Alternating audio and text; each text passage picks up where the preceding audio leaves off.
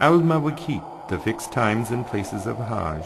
The fixed places of Hajj differ according to the places and tracts pilgrims come through. The people of North Mecca from Medina have their miqat at Zul Hulayfa, now called Abyar Ali. It is about 450 kilometers from Mecca.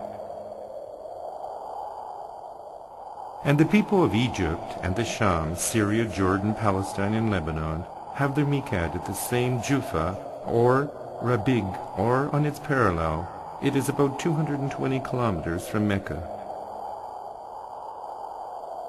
And the people of Najd have their miqat at Karno Manazil, called al-Sa'i al-Kabir. It is about 90 kilometers from Mecca. The people of Yemen have their miqat at Ya Lamlam, now called al-Sidiyah. It is about 90 kilometers from Mecca. And the people of Iraq have their miqat at Zak Irq. It is about 90 kilometers approximately from Mecca. Then for the people who have their homes in between these Mawaqeets, which are located between the Mawaqeets and Mecca, these people have to assume the Ihram at home, except for the ones who have their homes in Mecca. Those people have to go to Tan'im to assume their Ihram for only Umrah. Also for the people who pass by these Mawaqeets, not for Hajj, neither for Umrah, then eventually decide upon Hajj or Umrah.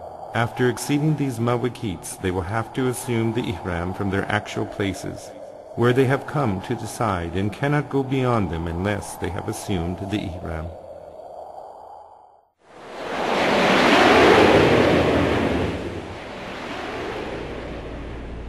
And for the one who undertakes the ride in an aircraft, it is recommended that he should assume the Ihram on board, reaching miqat, and the best for him is to be already dressed in the airport. Then whoever goes beyond miqat, off his track, without assuming the Ihram, that would penalize him for a sacrifice of blood, which is a sheep to be slaughtered in Mecca and be distributed to its poor. The reason for this is due to skipping one of the obligations of Hajj. The recommendation of al-Ihram. It is agreeable to prepare oneself for assuming Ihram by having the nails pruned, the armpit plucked out or depilated, and the mustache cut, and the pubic hair shaved. One recommendation also is that a man ought to take a shower before the Ihram and keep himself clean and in purity. A woman has to take the shower in the same way, even if she is menstruating or confined in childbed.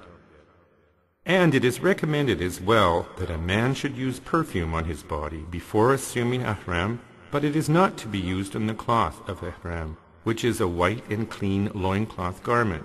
However, a woman is free to have whatever is suitable, but not to be spruced up. It is recommended also that the Muhrim undertakes the intention within his heart and then recites with his tongue the following sentence: لبيك اللهم عمرة أو حجة. Or he should say, اللهم هذه عمرة لا رياء فيها ولا سمعة. He can condition his saying thus: لبيك اللهم عمرة أو حجة فإن حبسني حابس فمحلي حيث حبستني. لبيك اللهم لبيك لبيك لا شريك لك لبيك إن الحمد والنعمة لك والملك لا شريك لك لبيك الله. It is also recommended for him to repeat the talbiyah constantly as long as he is being engaged in the ritual state and in his pilgrimage state as well. It is recommended for men but not for women to raise their voices without exaggeration. And this reciting of talbiyah should continue till he receives the black stone. This is for the undertaker of Umrah. But for the pilgrim, he ought to remain repeating this till the pelting of the Jamrat of Aqaba on the very day of slaughtering. And whoever fails to pronounce these ritual rhymes in Arabic, he can do it in his own language, but he is not due to any penalties. What is prohibited for Ihram? Man assumes the Ihram in loincloth, garment, and 2 slippers. But he is banned from dressing in sewn and tailored cloths. that are normally anything separated from the spot it is designed for, such as pants, shirts, gloves, and pumps and shorts, no matter if they are sewn with string or not. But a woman can wear whatever dress can shield her body. However, she is banned from putting on a veil or gloves. For the saying of Prophet Muhammad, peace be upon him, who said, "No veil nor gloves for women assuming Ihram." When she passes alongside men, she must drop the veil on her face as soon as possible, so as to be veiled in the presence of men. It is prohibited for the Muhrim to shave his or her hair, both men and women, no matter it be the hair of the head or mustache or any other hair on the body. It is banned for the Muhrim to smooth the nails. It is also banned for the Muhrim male to cover his head with a cap or turban, and even with the cloth of Ihram. Then it is also prohibited for both men and women to use perfume after assuming Ihram, as it is banned as well for men to use the eyeliner with perfume in it. It is banned for Muhrim to hunt the eatable wild animals and birds. It is also forbidden for him to cut trees of al-Haraam. It is not allowed for Muhrim to get married, or to get engaged, or to marry custodians. If he does so, that marriage is illegal. He is also banned from sexual intercourse, and if he in fact did so, he would be fined of kafara, or he is charged with al-Qada. He is also banned from any intercourse with sexual desire, and if he did so, he would be fined with fidya. What is allowed for Muhrim in a state of Ihram?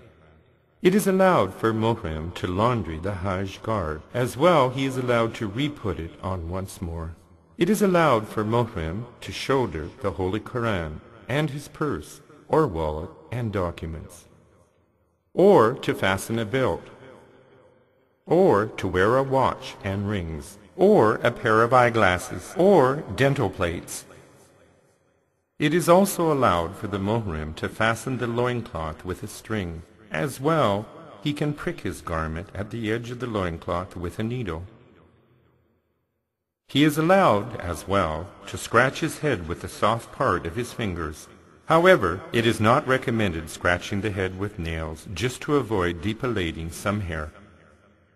It is allowed for the Muhrim to wash his head with soap using the toilet. He can also immerse in water too.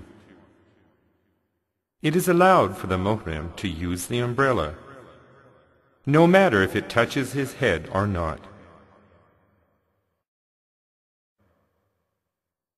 When you arrive in Mecca, go to the mosque al-Haraam.